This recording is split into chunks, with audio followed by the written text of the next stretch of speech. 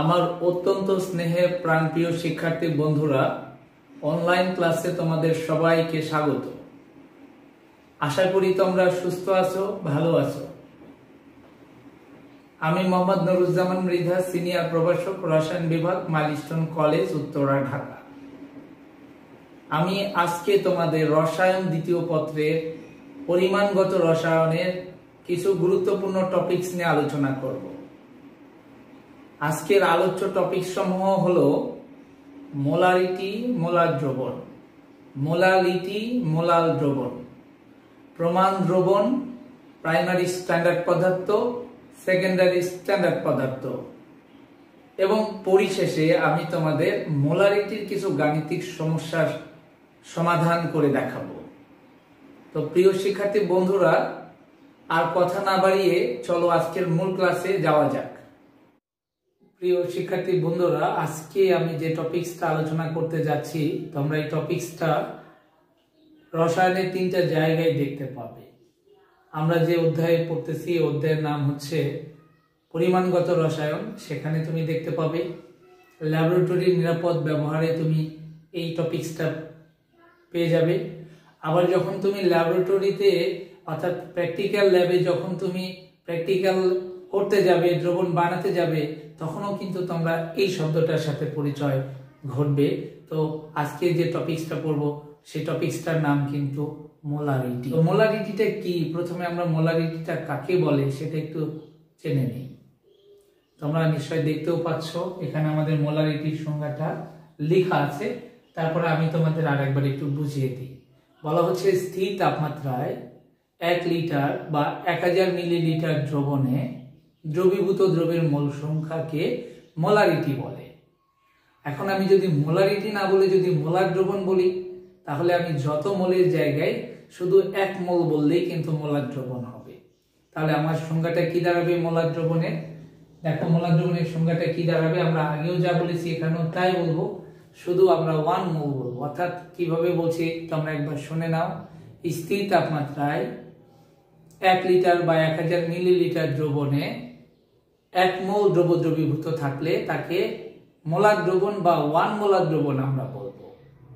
অর্থাৎ আরেকটু সিম্পল ভাবে যদি আমরা বলতে চাই, যে দ্রবণের ঘনমাত্রা 1 মোলার, ওই দ্রবণকে আমরা বলবো মোলার দ্রবণ। একটা উদাহরণ দিই, তাহলে তোমরা আমার ধারণা একেবারেই ক্লিয়ার হয়ে যাবে। দেখে নাও একটা উদাহরণ।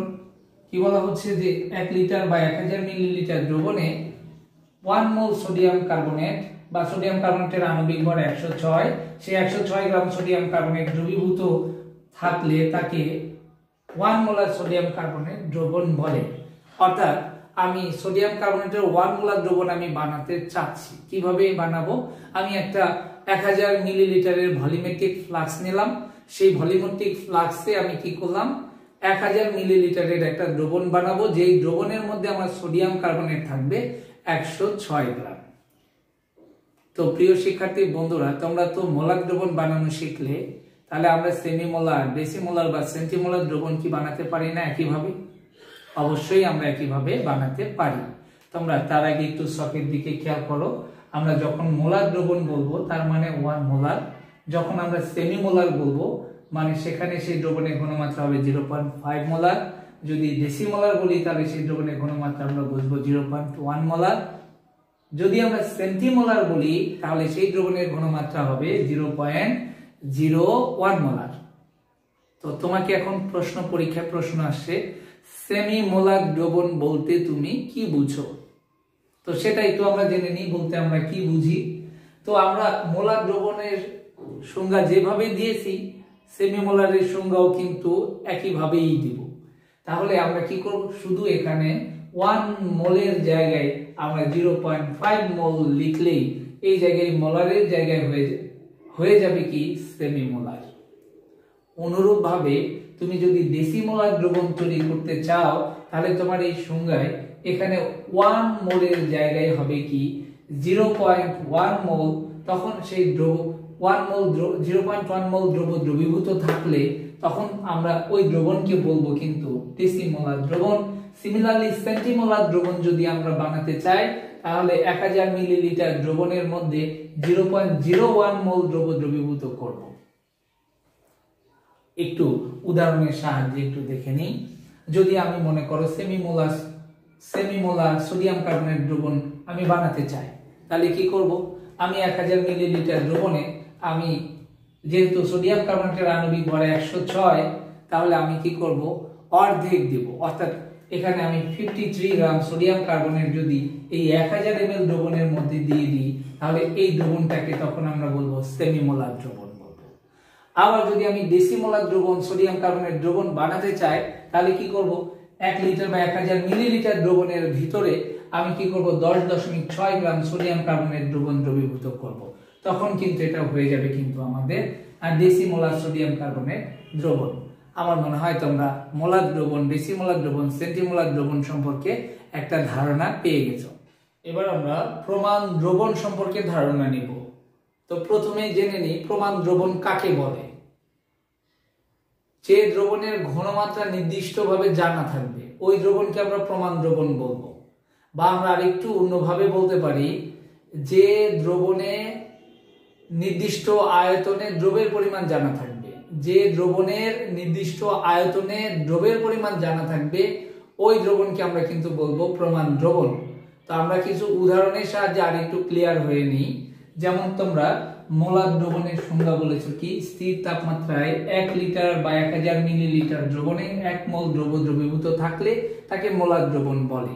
তার মানে একটু ভালো করে খেয়াল করে দেখো প্রিয় শিক্ষার্থী বন্ধুরা, আমার মোলার দ্রবণে কিন্তু দ্রবণের পরিমাণ 1000 মিলিলিটার এবং সেখানে কিন্তু দ্রবের পরিমাণ 1 মোলার। সুতরাং আমরা কিন্তু মোলার দ্রবণকে কিন্তু বলবো প্রমাণ দ্রবণ। যেহেতু এই দ্রবণে তুমি আয়তনও জানো, দ্রবের পরিমাণও জানো, বা অন্যভাবে যদি বলো এই দ্রবণের ঘনমাত্রা 1 মোলার একেবারে নির্দিষ্ট, তাই আমরা বলবো মোলার দ্রবণ একটি প্রমাণ দ্রবণ। তাহলে কি আমরা ডেসিমোলার দ্রবণ বা সেমিমোলার দ্রবণকে কি প্রমাণ দ্রবণ বলতে পারবো না? অবশ্যই আমরা ডেসিমোলার দ্রবণ বা সেমিমোলার দ্রবণকেও আমরা প্রমাণ দ্রবণ বলতে পারবো। কিভাবে বলতে পারবো? তোমরা একটু আগেই বললে যে দ্রবণের ঘনমাত্রা নির্দিষ্টভাবে জানা অথবা যে দ্রবণে দ্রবের পরিমাণ নির্দিষ্টভাবে জানা থাকে, সেটাই কিন্তু প্রমাণ দ্রবণ। তাহলে আমার ডেসিমোলার দ্রবণ হলে তখন আমরা কি বলতাম? আমরা কিন্তু এই জায়গায় 1000 মিলিলিটারে 0.1 মোল দ্রব দ্রবীভূত থাকলে ডেসিমোলার বলতাম। তার মানে কি আমার দ্রবণে দ্রবের পরিমাণটা 0.1 মোল, তার মানে এটা নির্দিষ্ট করে তুমি জানতে পারছো। বা ডেসিমোলার দ্রবণ মানে কি যার ঘনমাত্রা 0.1 মোলার, এটাও তুমি নির্দিষ্ট করে বলতে পারছো। সুতরাং ডেসিমোলার দ্রবণ একটা প্রমাণ দ্রবণ। আবার অনেক সময় বলে সেমিমোলার দ্রবণ প্রমাণ দ্রবণ, ব্যাখ্যা করো। এই প্রশ্নগুলো কিন্তু পরীক্ষায় খুব আসে। সেমিমোলার দ্রবণ প্রমাণ দ্রবণ আমরা কিভাবে ব্যাখ্যা করব? তাহলে আমরা প্রথমে কিন্তু প্রমাণ দ্রবণটা কি সেটা বলে দিলাম। যে দ্রবণের ঘনমাত্রা নির্দিষ্টভাবে জানা অথবা যে দ্রবণের দ্রবের পরিমাণ নির্দিষ্টভাবে জানা, সেটাই তো প্রমাণ দ্রবণ। আর সেমিমোলার দ্রবণটা কি? স্থির তাপমাত্রায় 1000 মিলিলিটার দ্রবণে 0.5 মোল দ্রব দ্রবীভূত থাকলে সেমিমোলার দ্রবণ। তো তোমরা দেখতেই পাচ্ছ আমার দ্রবণে আমার দ্রবটা থাকবে 0.5 মোল, এটা কিন্তু নির্দিষ্টভাবে জানা হয়ে গেল। তো প্রিয় শিক্ষার্থী বন্ধুরা, তোমরা কিন্তু এখন নিশ্চয়ই বলে দিতে পারো যে সেমিমোলার দ্রবণ একটি প্রমাণ দ্রবণ। সেন্টিমোলার দ্রবণ অনুরূপ ভাবে কিন্তু একটি প্রমাণ দ্রবণ। মোলালিটি কাকে বলে এবার একটু সে বিষয়টা জেনে নাও। প্রতি 1000 গ্রাম দ্রাবকে দ্রবীভূত দ্রবের মোল সংখ্যাকে আমরা মোলালিটি বলবো। তো সিমিলারলি আমরা মোলাল দ্রবণ কাকে বলবো? আগের মতো করে আমরা কিন্তু বলতে পারি মোলার দ্রবণের মতো করে। সেটা কিভাবে দেখে নিই। আমরা বলছি যে প্রতি 1000 গ্রাম দ্রাবকে ওই যতর জায়গায় যদি আমরা 1 মোল যদি যুক্ত করে দিই, তাহলে সেটা হবে মোলাল দ্রবণ। অর্থাৎ আমরা বলছি যে প্রতি 1000 গ্রাম দ্রাবকে 1 মোল দ্রব দ্রবীভূত করলে তাকে আমরা বলবো কিন্তু মোলাল দ্রবণ আমরা বলবো। এবার আমি তোমাদের মোলারিটি এবং মোলালিটির ক্ষেত্রে তাপমাত্রার নির্ভরশীলতার একটা বিষয় তোমাদের ধারণা দিব। তোমরা সংজ্ঞাতে দেখেছো মোলারিটির ক্ষেত্রে তাপমাত্রা স্থির বলা হয়েছে, কিন্তু মোলালিটির ক্ষেত্রে তাপমাত্রা স্থির বিষয়টা উল্লেখ করা হয়নি। এখন প্রশ্ন হচ্ছে মোলারিটি এবং মোলালিটির মধ্যে কোনটি তাপমাত্রার উপর নির্ভরশীল এবং কেন? আমরা তো সংজ্ঞাতেই বলে দিয়েছি মোলারিটির ক্ষেত্রে তাপমাত্রা স্থির। প্রশ্ন হচ্ছে কেন তাহলে ওখানে স্থির রাখা হলো? আসলে মোলারিটির বিষয়টা আয়তন এবং মোল সংখ্যার উপর নির্ভরশীল। আর আমরা জানি ঘনমাত্রা আয়তনটা কিন্তু তাপমাত্রার উপর নির্ভরশীল। অর্থাৎ আমি তাপমাত্রা যদি পরিবর্তন করি তাহলে আয়তন পরিবর্তন হবে। অর্থাৎ আমি যদি তাপমাত্রা বৃদ্ধি করি আয়তন বেড়ে যাবে, তাপমাত্রা যদি কমায় আয়তন কমে যাবে। এবং আয়তন পরিবর্তন হয়ে যাওয়া মানে দ্রবণের ঘনমাত্রা পরিবর্তন হয়ে যাওয়া, যার কারণে কিন্তু মোলারিটিটার কি হয়ে যাচ্ছে, পরিবর্তন হয়ে যাচ্ছে।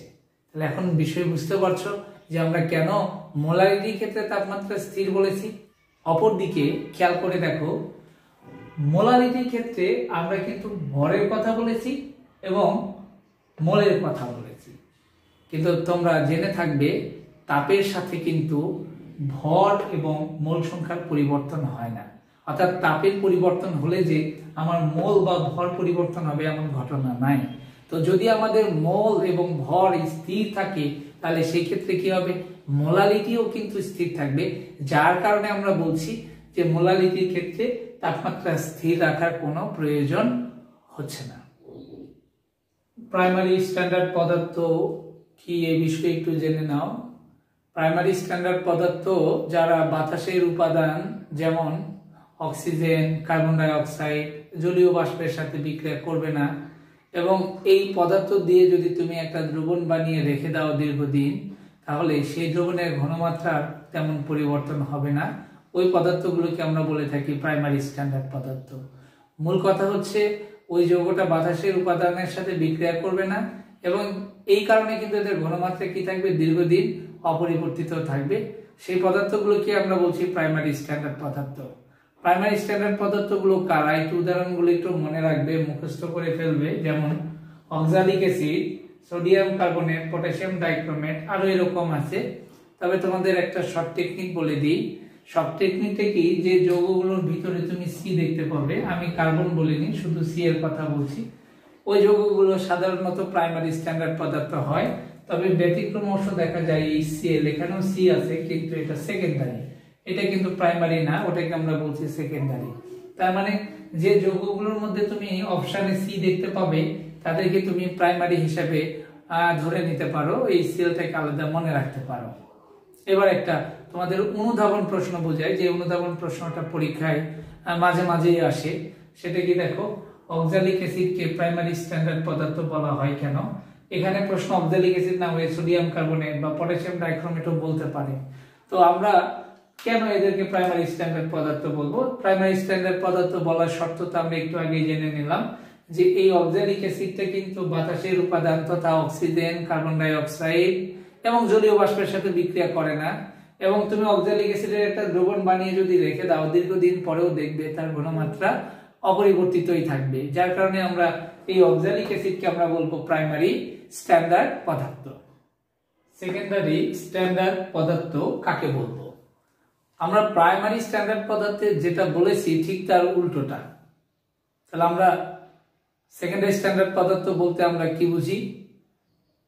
যে সকল পদার্থ বায়ুর উপাদান, যেমন অক্সিজেন, কার্বন ডাই অক্সাইড এবং জলীয় বাষ্প, এদের সাথে বিক্রিয়া করবে এবং এদের দ্রবণ যদি বানিয়ে তুমি রেখে দাও, দেখবে কিছুদিন পরে তার ঘনমাত্রা পরিবর্তন হবে, অর্থাৎ হ্রাস পাবে।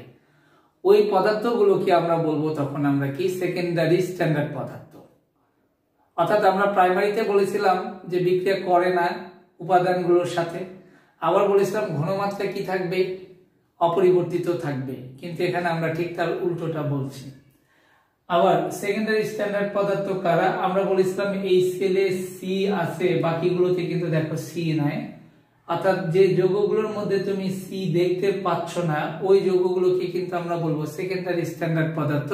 শুধু এই সিএল আমরা বলেছি ব্যতিক্রম। অর্থাৎ এমসিকিউ এর জন্য এই ক্লুটা তোমরা ব্যবহার করতে পারো। এবার আসো অনুধাবন একটা প্রশ্ন, সালফিউরিক অ্যাসিডকে সেকেন্ডারি স্ট্যান্ডার্ড পদার্থ বলা হয় কেন? তাহলে নিশ্চয়ই এখন তোমরা বলতেই পারো যে সালফিউরিক অ্যাসিডকে বাতাসে আমরা যদি রেখে দিই, বাতাসের অক্সিজেনের সাথে, বাতাসের কার্বন ডাই অক্সাইডের সাথে, বাতাসের জলীয় বাষ্পের সাথে বিক্রিয়া করবে, এবং বিক্রিয়া করবে বলে এদের দ্রবণ যদি তুমি বানিয়ে রেখে দাও, দেখবে কিছুদিন পরে এই দ্রবণের ঘনমাত্রাটা অপরিবর্তিত থাকবে না, পরিবর্তন হয়ে যাবে। যার কারণেই আমরা বলছি সালফিউরিক অ্যাসিড একটি সেকেন্ডারি স্ট্যান্ডার্ড পদার্থ। প্রিয় শিক্ষার্থী বন্ধুরা, এবার আমরা মোলারিটি কিছু গাণিতিক সমস্যার সমাধান করব। তো প্রথমেই আমরা মোলারিটির অঙ্ক করতে গেলে আমরা একটা মোলারিটির গাণিতিক ফর্মুলা আছে, সেই ফর্মুলার একটু ধারণা নিয়ে নিই। তোমরা জেনে থাকবে মোলারিটি এক ধরনের ঘনমাত্রা। আবার তোমরা জানো ঘনমাত্রা সমান সমান মোল সংখ্যা ভাগ আয়তন। তো আমরা মোলারিটিকে এখানে এস দ্বারা প্রকাশ করব। তো দেখি তাহলে এস সমান কি হতে পারে। এস সমান সমান মোল সংখ্যা ভাগ আয়তন। তবে এখানে আয়তনটা মনে রাখবে লিটারে কিন্তু প্রকাশ করা হচ্ছে। এরপরে তোমরা জানো মোল সংখ্যা মানে কিন্তু ভর বাই আণবিক ভর, আর এখানে আয়তন আছে, সে আয়তনটা আমরা লিখে নিলাম। তবে প্রিয় শিক্ষার্থী বন্ধুরা জেনে রাখবে তোমাদের অঙ্কগুলোতে কিন্তু আয়তনের যে মান দেওয়া থাকবে সেটা সবসময় সাধারণত মিলিলিটারে দেওয়া থাকে, কিন্তু আমরা এখানে যে ফর্মুলাটা এখন দাঁড় করিয়েছি সেখানে কিন্তু আয়তনটা দেওয়া আছে লিটারে। তাহলে আমরা এটাকে মিলিলিটারে কনভার্ট করার জন্য যে কাজটা করব সেটা হচ্ছে দেখো 1000 ইন্টু ডাব্লিউ বাই এমভি। তবে এবার এখানে যে আয়তনটা আমরা লিখবো সেটা মিলিলিটারে লিখবো। অর্থাৎ আমাদের এখানে কোনটাকে কি নামে আমরা ডাকছি সেটার পরিচয়টা একটু আমরা জেনে নিই। এখানে এসটাকে আমরা বলছি মোলারিটি বা ঘনমাত্রা, আর ডাব্লিউটা হচ্ছে দ্রবের ভর। অর্থাৎ আমরা দ্রবণ তৈরি করার সময় যে দ্রবটা দ্রবীভূত করব সেই দ্রবের ভরটাকে আমরা ডাব্লিউ বলছি। আর এটা হচ্ছে ওই দ্রবের আণবিক ভর, আর এটা হচ্ছে পুরো দ্রবণের আয়তন। তো আমরা একটা অঙ্কের মাধ্যমে এই পুরো বিষয়টা একটু ক্লিয়ার হয়ে নিই। দেখো 250 মিলিলিটার সোডিয়াম কার্বনেটের ডেসিমোলার দ্রবণ প্রস্তুত করতে কি পরিমাণ সোডিয়াম কার্বনেট প্রয়োজন হবে। অর্থাৎ আমাদের এই অঙ্কে আয়তন দেওয়া আছে এবং এই দ্রবণের ঘনমাত্রা দেওয়া আছে, কিন্তু দ্রবের পরিমাণটা অজানা এবং সেই দ্রবের আণবিক ভরও আমরা এখান থেকে বের করতে পারবো। তাহলে আমরা জানি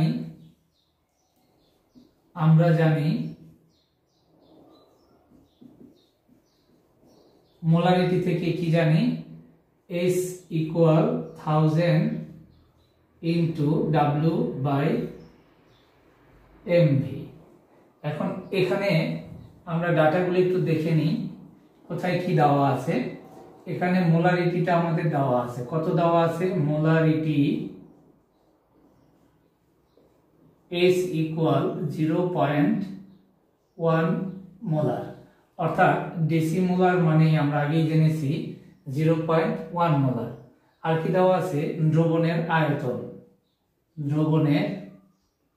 আয়তন, ভি দেওয়া আছে, কত দেওয়া আছে, 250 মিলিলিটার। অবশ্য আমরা এই ফর্মুলায় মিলিলিটার ব্যবহার করব। তারপরে আর কি দেওয়া আছে, সোডিয়াম কার্বনেট এর আণবিক ভর। এই আণবিক ভরকে আমরা প্রকাশ করি কি দ্বারা, এম দ্বারা। তাহলে এম সমান কি দেওয়া আছে, সোডিয়াম কার্বনেট, সোডিয়ামের পারমাণবিক ভর 23 ইন্টু 2 যোগ কার্বনের 12 যোগ অক্সিজেনের 16 ইন্টু 3 সমান সমান আমরা বলতে পারি 106। আমাদের বের করতে হবে দ্রবের ভর ডাব্লিউ সমান সমান ওয়াট। তাহলে এখান থেকে আমরা দেখো তো ডাব্লিউ সমান কি বলতে পারি, এখান থেকে আমরা ডাব্লিউ সমান সমান বলতে পারি mvs বাই 1000। তাহলে এখানে আমার m এর ভ্যালু দেওয়া আছে কত, m এর ভ্যালু আমরা জানি 106, v দেওয়া আছে 250, s দেওয়া আছে 0.1 ভাগ 1000। এটাকে ক্যালকুলেট করলে হবে 2.65 গ্রাম। অর্থাৎ এটাকেই আমরা কিন্তু, যেহেতু আমার দ্রবের ভর পেয়ে গেছি, এটাই আমাদের অ্যান্সার। আমরা আরেকটা গাণিতিক সমস্যা একটু দেখে নিই। এখানে কি বলছে, 10% W/V সালফিউরিক অ্যাসিড দ্রবণের ঘনমাত্রা মোলারিটিতে নির্ণয় করো। অর্থাৎ এখানে কিন্তু শতকরায় ঘনমাত্রা দেওয়া আছে, আমাদের মোলারিটিতে বের করতে হবে। তো তবে তোমরা এখানে একটা বিষয় জেনে নাও, W/V এই কথার অর্থটা হচ্ছে আমার 100 মিলিলিটার দ্রবণে এই দ্রবের পরিমাণ 10 গ্রাম। তবে অনেক সময় এই জায়গায় আমাদের এই শব্দগুলো বলা থাকে, সেটা কি থাকে, W/W লেখা থাকে, আবার কি থাকে V/V লেখা থাকে। তো এই কথাগুলোর অর্থগুলো আমাদের কেমন, যদি আমার পার্সেন্টেন্সের পরে W/V থাকে তাহলে তো আমরা বুঝেই গেলাম 100 ml এর মধ্যে 10 গ্রাম। আর যদি আমার এখানে 10% W/W যদি থাকতো তাহলে আমরা বলতাম 100 ভাগ ভরের কোন দ্রবণের মধ্যে 10 গ্রাম ওই দ্রব্য আছে। আবার যদি V/V বলা হয় তাহলে আমরা বলতাম 100 ভাগ আয়তনের কোন দ্রবণের মধ্যে ওই পদার্থ আছে 10 ভাগ। অর্থাৎ আমরা পার্সেন্টেন্সের 3 ভাবেই প্রকাশ করতে পারি। আমাদের এখানে কিন্তু W/V আছে, তার মানে আয়তনের সাথে ভরের একটা সম্পর্ক দেখানো হচ্ছে। তাহলে আমরা তো সূত্র জানি কি, আমরা জানি S equal 1000 into W/mv। তাহলে এখানে আমাদের যে কথাটা বলা আছে 10%, তাহলে আমরা বলবো 10% W/V এর অর্থ দ্রবণের ভর, দ্রবণের আয়তন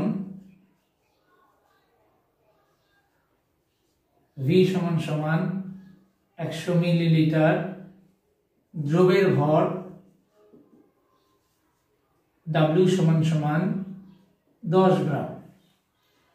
আর কি দেওয়া আছে আমাদের, সালফিউরিক অ্যাসিডের আণবিক ভর, অর্থাৎ দ্রবের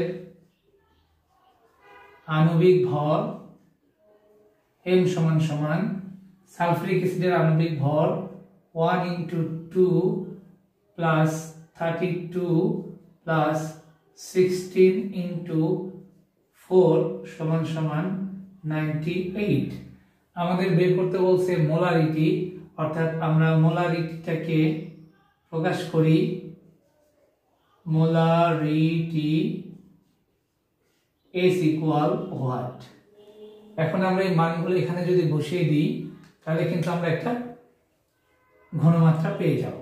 তাহলে 1000 into W 10 গ্রাম ভাগ আণবিক ভর কত দেওয়া আছে 98 ভাগ আয়তন কত, আয়তন আমরা পেয়েছি 100। এটাকে যদি আমরা ক্যালকুলেট করি তাহলে পাবো 1.02 মোলার পাবো। এটাই আমাদের অ্যান্সার। তো প্রিয় শিক্ষার্থী বন্ধুরা, এরকম আরো অঙ্ক তোমরা নিজেরা করে নিবে এবং পারবে। আমি তোমাদের আজকে একটা বাসার কাজ দেব। আশা করি তোমরা সবাই আগের দুটো অঙ্ক বুঝে গেছো। আমি তোমাদের আগের দুটো অঙ্কের আলোকে আমি তোমাদের আরো দুটো বাড়ির কাজ দিয়ে দিলাম। তোমরা সবাই বাড়ির কাজ করে নিজ নিজ বিষয় শিক্ষকের কাছে তোমরা প্রেরণ করবে। তোমরা একটু তারপরেও তোমরা একটু অঙ্ক দুটো বুঝে নাও, আমি বুঝে দিচ্ছি তোমাদের করার সুবিধার্থে। এখানে বলা আছে 18.4 মিলিলিটার 0.2 মোলার সোডিয়াম হাইড্রোক্সাইড দ্রবণে কত গ্রাম সোডিয়াম হাইড্রোক্সাইড দ্রবীভূত আছে। আমরা ওই ফর্মুলায় বসিয়ে ডাব্লিউর মানটা বের করব। আবার এখানে 10% সোডিয়াম কার্বনেট, এখানে অবশ্য কিছু দেওয়া নেই, কোনো কিছু দেওয়া না থাকলে আমরা W/V ধরেই করব। অর্থাৎ আগের অঙ্কটার মতো করে সোডিয়াম কার্বনেট দ্রবণের ঘনমাত্রা মোলারিটিতে প্রকাশ করো। অর্থাৎ এখানে আমার S এর মানটা বের করতে হবে। এখানে আমার আয়তনটা দেওয়া আছে 100 ml, ভর দেওয়া আছে 10 গ্রাম, সোডিয়াম কার্বনেটের আণবিক ভর আমরা জানি 106। মানগুলো বসিয়ে ক্যালকুলেশন করলেই আমাদের কিন্তু এখানকার মোলারিটি তথা এই দ্রবণের ঘনমাত্রা বের হয়ে যাবে। তো প্রিয় শিক্ষার্থী বন্ধুরা, আমার মনে হয় তোমরা আজকে ক্লাসটা সবাই বুঝে গেছো এবং সবাই আজকের HWটা করে তোমরা নিজ নিজ বিষয় শিক্ষকের কাছে সাবমিট করবে। তোমরা সবাই ভালো থাকবে। আর আজকের ক্লাসটা দেখার জন্য সবাইকে অসংখ্য ধন্যবাদ।